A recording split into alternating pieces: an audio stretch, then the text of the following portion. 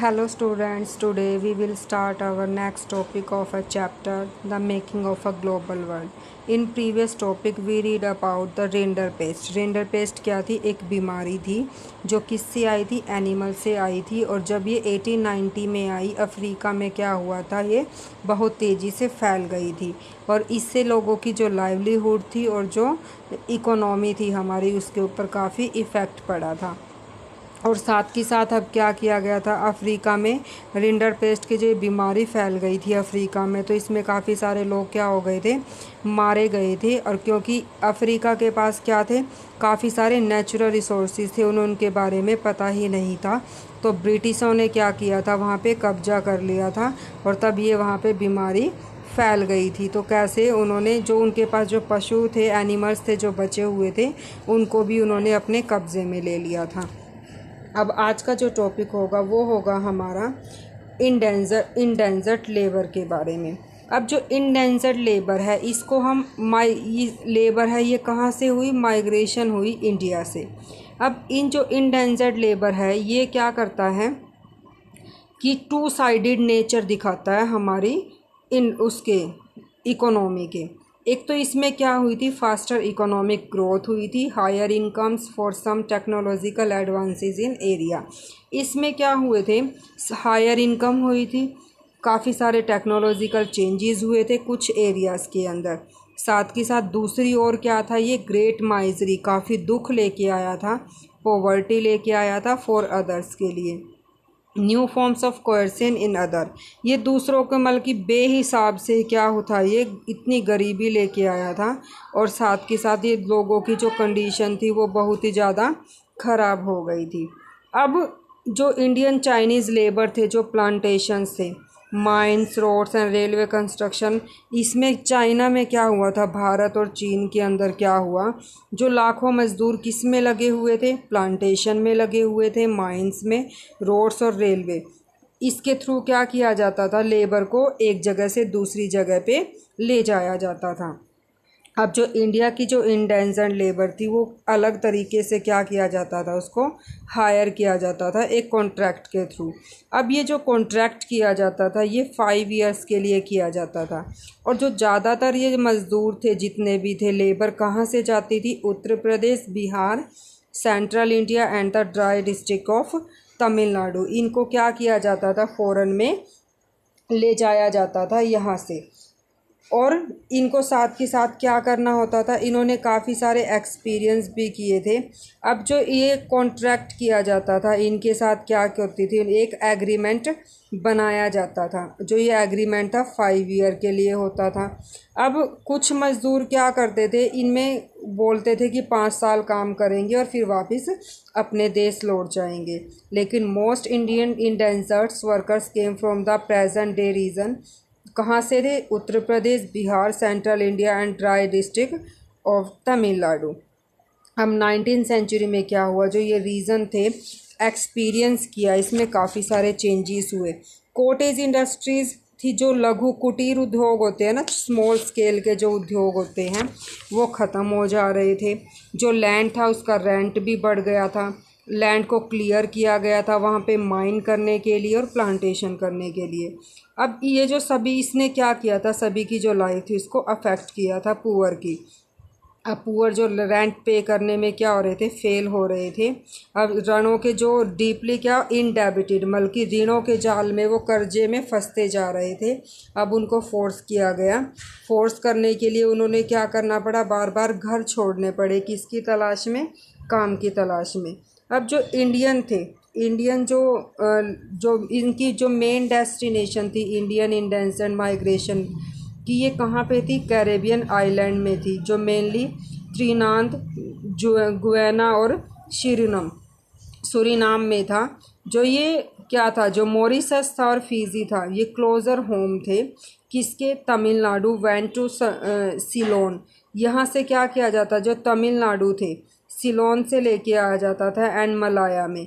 साथ के साथ जो इंडेंजर्ड वर्कर्स थे उनको भी रिक्रूट किया गया। कहाँ पे? टी प्लांटेशन करने के लिए आसाम से उनको भी क्या किया गया? ले जाया गया। अब जो ये भर्ती की गई उन्होंने इंडेंजर्ड लेबर की, इसके लिए उन्होंने एजेंट बनाने शुरू कर दिए।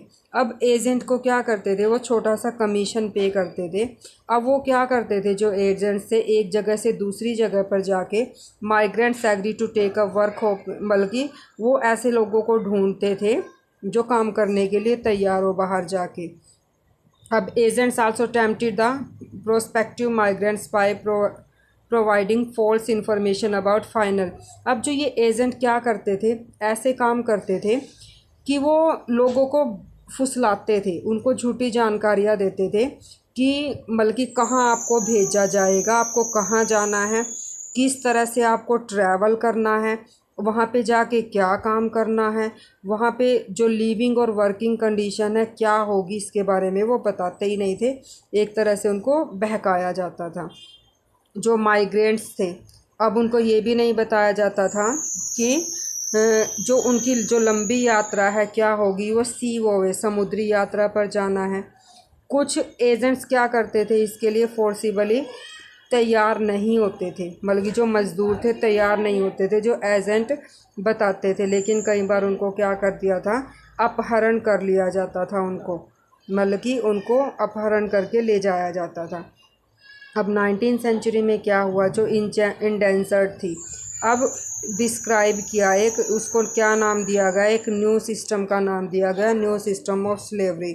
मतलब कि ये क्या है, एक नई दास प्रथा है।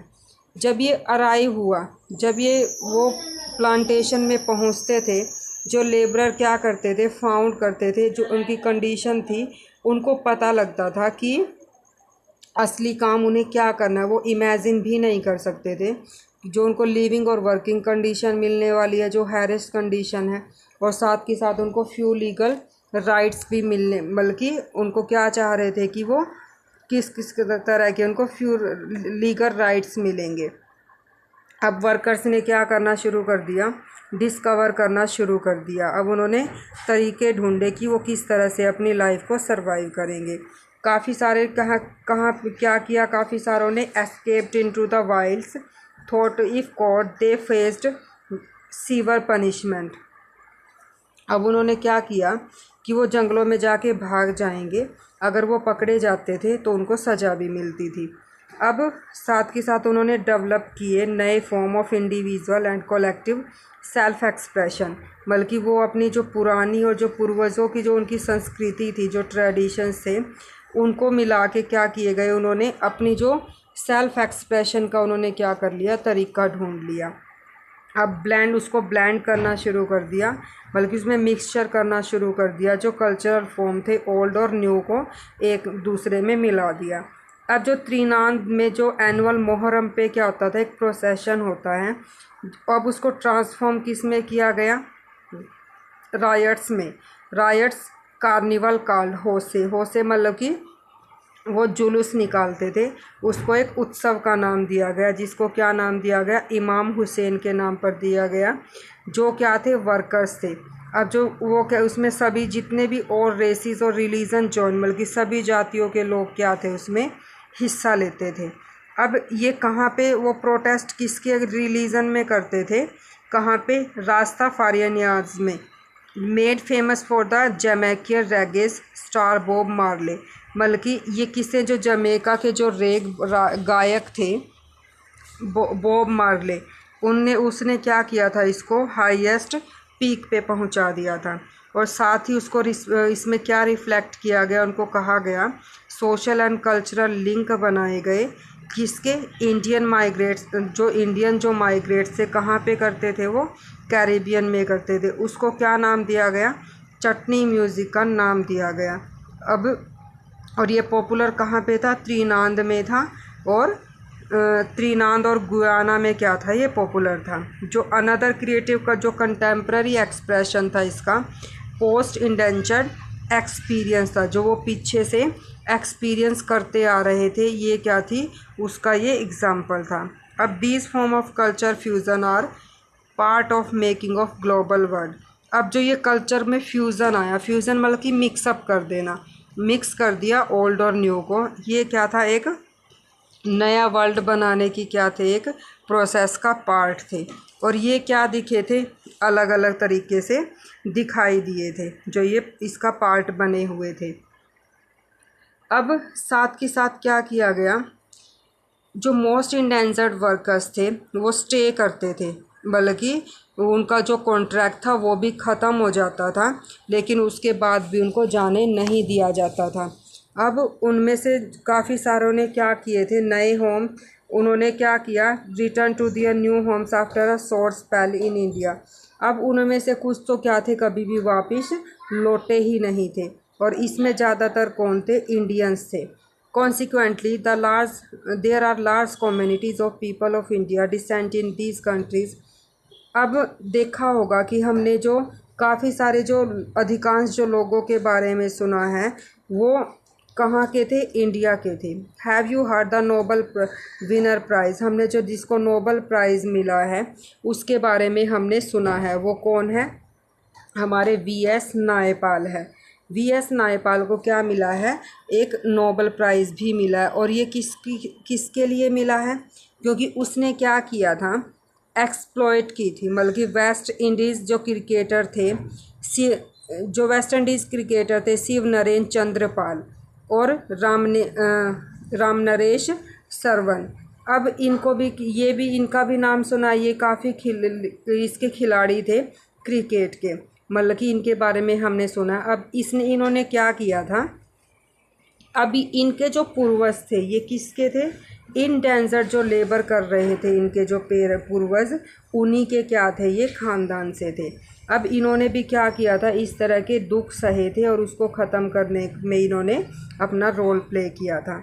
अब 1900 में क्या हुआ, जो इंडियन नेशनलिस्ट लीडर थे उन्होंने अपोज करना शुरू कर दिया सिस्टम को, किसके, इंडेंजर्ड लेबर माइग्रेशन, उसको अब्यूज़िव, मतलब कि इसको अपमानजनक बताया और क्रूअल भी बताया। अब इसको ख़त्म कर दिया गया था 1921 में। अब इसके बाद भी क्या थे, काफ़ी सारे डिकेड्स के बाद काफ़ी सारे और भी थे, मतलब कि दशकों के बाद भी क्या हुआ था, जो इंडियन इंडेंजर्ड वर्कर्स थे अभी भी वो often thought of as coolies, मतलब कि इस तरह से जो कूलीज की तरह क्या कर रहे थे, अपना जीवन व्यतीत कर रहे थे। रिमेंड एन अनईजी माइनॉरिटी, और कुछ को जो बचे हुए थे उनके साथ क्या किया जाता था, माइनॉरिटी में थे, कम मात्रा में थे और कूलियों की तरह उनसे बिहेव किया जाता था।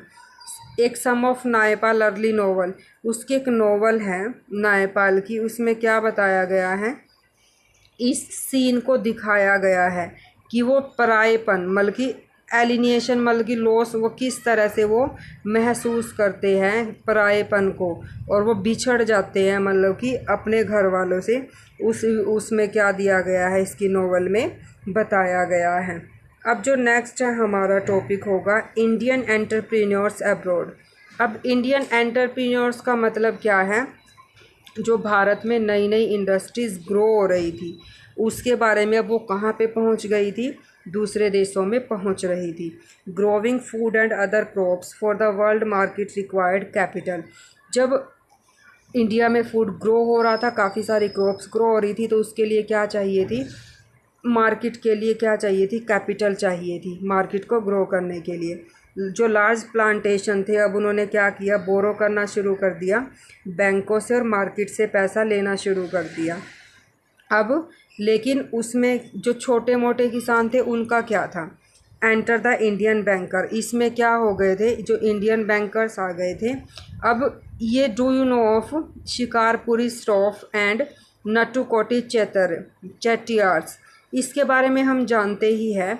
ये ग्रुप्स थे बैंकर्स के और ट्रेडर्स के, जो लोगों को क्या करते थे, पैसे देते थे, किसके लिए, export agriculture in central and southern Asia से जो सामान था उसके एक्सपोर्ट करने के लिए। एशिया यूजिंग आइदर दी ओन, एशिया क्या करता था, या तो वो अपने फंड यूज़ करते थे या फिर बोरो करते थे यूरोपियन बैंक से। अब उनको क्या किया गया, they had to sophisticated system to transfer, अब उनको ये क्या थी, एक सिस्टम था, बल्कि व्यवस्थित थी, सोफिस्टिकेटेड मतलब कि व्यवस्थित एक सिस्टम था ट्रांसफ़र करने का मनी को ओवर लार्ज डिस्टेंसेस, मतलब कि एक जगह से दूसरी जगह तक पहुंचाने के लिए।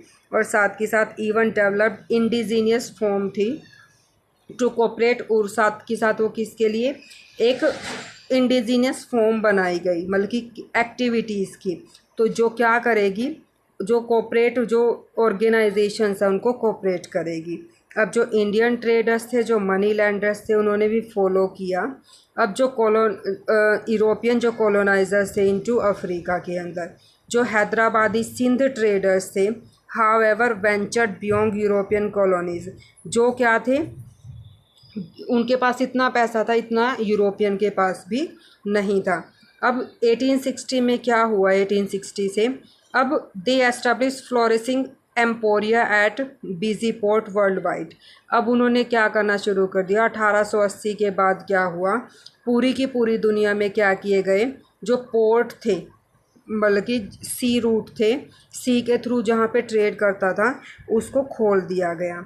Selling local and import curios to tourist whose members are beginning to swell. अब उनको क्या किया गया, जो घूमने वाले थे टूरिस्ट, उनको क्या दिखाया गया, जो लोकल और जो इम्पोर्ट थे हमारे, मतलब कि जो हमारे पास लोकल थी चीज़ें थी और जो हमारे इंपोर्ट की गई थी, उसके बारे में दिखाया गया कि जो हमारा जो ट्रेड था वो कैसे बढ़ता जा रहा था। Thanks to the development of safe and comfortable passenger vessels. और इसमें थैंक्स किया गया कि किस तरह से जो पैसेंजर जो वेसल थे, मतलब कि जो शिप थी जिसके थ्रू लोग एक कंट्री से दूसरी कंट्री में आते थे, उनकी जर्नी कैसे सेफ थी, इस तरह से भी उनको क्या किया गया, डेवलपमेंट की गई। अब जो नेक्स्ट है हमारा Indian trade, colonisation and global system. जो इंडियन ट्रेड है और जो कॉलोनियलिज्म है और ग्लोबल सिस्टम है वो एक दूसरे से कैसे जुड़े हुए हैं। अब क्या था, कैसे जुड़े, जो भारत में कॉटन पैदा होती थी वो इंडिया से एक्सपोर्ट की जाती थी यूरोप में, क्योंकि उसकी बहुत ज़्यादा डिमांड थी। धीरे धीरे क्या होता जा रहा था, जैसे जैसे इंडस्ट्रियलाइजेशन होता जा रहा था, जो कॉटन की डिमांड थी वो बढ़ती जा रही थी। अब जो इंडस्ट्रियलिस्ट थे उनके ऊपर भी प्रेशर बनाया गया कि जो गवर्नमेंट को भी क्या किया गया, जो रिस्ट्रिक्शंस लगा रखी है कॉटन के इंपोर्ट्स के ऊपर, और जो प्रोटेक्ट किया गया है लोकल इंडस्ट्रीज़ को, वो क्या करे, उनको प्रोटेक्ट करे। और साथ के साथ जो टैरिफ्स लगाए गए हैं उनको क्या कर दिया जाए, उनके ऊपर रोक लगाए। जो क्लॉथ को किया जा रहा है ब्रिटेन में भेजा जा रहा है, इंपोर्ट किया जा रहा है। अब साथ के साथ जो इनफ्लो हो रहा है फाइन इंडियन कॉटन का, उसको भी क्या किया जाए, डिक्लाइन होने लग गया था। अब अर्ली 19th सेंचुरी में क्या हुआ, जो ब्रिटिश मैन्युफैक्चरर्स थे उन्होंने बिगेन क्या करना शुरू कर दिया था, इंडस्ट्रीज़ लगाना शुरू कर दी थी। अब वो भी अपनी कॉटन को बेचने के लिए क्या करना शुरू कर दिया, मार्केट्स ढूंढने लग गए। Excluded from the British markets by tariff barriers, मतलब कि अब क्या किया गया, जो ब्रिटिश ने क्या किया, मार्केट के ऊपर क्या करना शुरू कर दिया, टैरिफ बैरियर्स लगा दिए थे। अब इंडियंस जो टेक्सटाइल थी, अब उनको क्योंकि इंडस्ट्रीज़ ब्रिटेन में यूरोप में लग गई थी, अब वहाँ पे उनके पास टेक्नोलॉजी थी, मशीनें थी, वो ज़्यादा से ज़्यादा कपड़ा जल्दी से बना सकते थे। अब लेकिन इंडिया में थोड़ा देर लगता था और उसकी कॉस्ट भी ज़्यादा होती थी, तो इसकी वजह से इंडियन टेक्सटाइल को क्या करना पड़ रहा था, काफ़ी कंपटीशन करना पड़ रहा था उनसे। अब जो एक्सपोर्ट किया जाता था इंडिया से, इंडिया जो सामान भेजता था, जो कॉटन की डिमांड थी यूरोप में, अब वो भी डिक्लाइन हो गई, क्योंकि वहाँ पे उन्होंने खुद ही कॉटन बनाना शुरू कर दिया था। अब ये डिमांड कितनी कम हो गई थी, 30% से 15% पर रह गई थी 15 सालों में, और जो 1870 तक जाते जाते क्या हो गई थी, ये 3% तक रह गई थी। अब जो इंडियन एक्सपोर्ट थे, अब उन्होंने भी क्या किया, एक ड्रामेटिकल रोल प्ले किया। जो एक्सपोर्टर्स थे उन्होंने मैन्युफैक्चर करना शुरू कर दिया, उन्होंने डिक्लाइन हो गई थी रैपिडली। जो एक्सपोर्ट था रॉ मटेरियल का, वो भी क्या हो गया था, कम हो गया था। और साथ के साथ क्या था, 1812 और 1871 में क्या हुआ, जो शेयर था कॉटन, रॉ कॉटन एक्सपोर्ट का, वो 5% से बढ़ गया था। मतलब कि जो रॉ मटेरियल तो उनके पास जा रहा था, एक्सपोर्ट किया जा रहा था, वो तो बढ़ रहा था, लेकिन जो इंपोर्ट था वो क्या होता जा रहा था, कम होता जा रहा था। जो इंडिगो यूज़ किया जाता था क्लॉथ को डाइंग करने के लिए, वो भी क्या था, बढ़कर कितना हो गया था, 5% से कितना हो गया था, 35% तक हो गया था। एक्सपोर्ट उसका भी बढ़ता जा रहा था। अब साथ के साथ क्या हुआ, जो ये एक्सपोर्ट तो बढ़ता जा रहा था, अब साथ के साथ लास्ट ईयर में क्या हुआ, जो ओपियम होता है अफीम, जो नशीली नशे की दवाई होती है, नशा करने के लिए होती है, उसका भी क्या किया जा रहा था, एक्सपोर्ट किया जा रहा था। अब ब्रिटेन ने ओपियम की डिमांड बढ़ा दी कि वो इंडिया में, क्योंकि ओपियम के लिए जो ज़मीन चाहिए, हमें लैंड चाहिए, वो काफ़ी फर्टाइल होनी चाहिए। अब जो ओपियम इंडिया की सबसे पहले किसको एक्सपोर्ट की जाती थी, चाइना को की जाती थी। अब चाइना से जो पैसा मिलता था, उससे जो मनी मिलती थी, उसको क्या करती थी वो, फाइनेंस किस में लगाना शुरू कर दिया, उसके बदले में वो टी और अदर जो इंपोर्ट करती थी, जो उसको ज़रूरत होती थी। अब 19वीं सेंचुरी में क्या हुआ, जो ब्रिटिश मैन्युफैक्चरर्स थे, उन्होंने भी क्या हो गई, फ्लडिड आ गई थी इंडियन मार्केट के अंदर।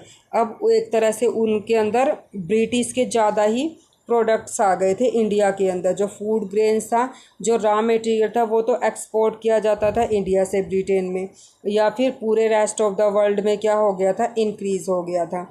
जो वैल्यू थी ब्रिटिश एक्सपोर्टर्स की इंडिया में, वो भी क्या होती जा रही थी, higher than the value of British import from India. बल्कि जो ब्रिटेन से जो भारत में माल भेजा जाता था, उसमें भी क्या होती जा रही थी, बढ़ोतरी होती जा रही थी। दस the Britain had a trade surplus with India. जो ब्रिटेन के जो भारत के साथ व्यापार था, वो क्या था, बैलेंस में ही रहता था। बल्कि ना तो एक्सपोर्ट ज़्यादा होते थे, ना इंपोर्ट ज़्यादा होते थे। Britain use this surplus to balance its trade deficit with other countries. अब जो इसका मतलब था कि जो हमारे व्यापार थे, वो ब्रिटेन में ही क्या थे, ब्रिटेन के साथ ही करते थे, तो हमें फ़ायदा रहता था। लेकिन अगर हम दूसरे देशों के साथ क्या करते थे, हम इसमें क्या करते थे, दूसरे देश, ब्रिटेन क्या करता था, अगर उसे नुकसान होता था तो वो दूसरे देशों के साथ व्यापार करके उसको पूरा कर लेता था। This is how a multilateral settlement system works. इसमें एक तरह क्या करता था, मल्टीलेटरल मतलब कि बहुपक्षीय क्या करता था, सेटलमेंट काम करता था। It allows one country deficit with another country to be settled by its surplus with a third country। मतलब कि अगर एक कंट्री को घाटा हो रहा है किसी एक कंट्री के साथ काम करने से, वो दूसरी कंट्री के साथ क्या कर सकती है, ट्रेड कर सकती है और वहाँ पे प्रॉफिट कमा सकती है। By helping Britain balance it, इस तरह से जो ब्रिटेन ने क्या की थी, हेल्प की थी, किसकी, भारत, ब्रिटेन की हेल्प किसने की थी, भारत ने की थी। India played a crucial role in the late 19th century world economy. बल्कि जो 19th सेंचुरी थी, वर्ल्ड इकोनॉमी थी, उसमें इंडिया ने सबसे अब मेन रोल प्ले किया था। जो ब्रिटेन के ट्रेड सरप्लस थे इन इंडिया में, also helped pay to so called home charges. बल्कि उनको एक तरह से क्या किया जाता, जो भी मिलता था उनको क्या बोला जाता था, होम चार्जेस थे, उनको पूरा किया जाता था। उसमें किसको इंक्लूड किया जाता था, जो प्राइवेट रेमिटेंसेस थे, बल्कि जो उनके निजी खर्चे थे होम्स के, जो ब्रिटिश ऑफिशियल्स के एंड ट्रेडर्स के, जो इंटरेस्ट उनको पे करनी होती थी, और जो इंडिया के ऊपर एक्सटर्नल डेब्ट्स थे, and pensions of British official in India. ये सारे के सारे काम में क्या होते थे, भारत में काम कर चुके जो क्या थी, जो उनको पेंशन मिलती थी, इससे वो खर्चों को पूरा किया जाता था। जो नेक्स्ट टॉपिक होगा वो होगा हमारा, जो हमारे ये पोस्ट वार हुए हैं, इसके बीच में हमारी इकोनॉमी के ऊपर क्या इफ़ेक्ट पड़ा था, वो हम नेक्स्ट वीडियो में कंटिन्यू करेंगे।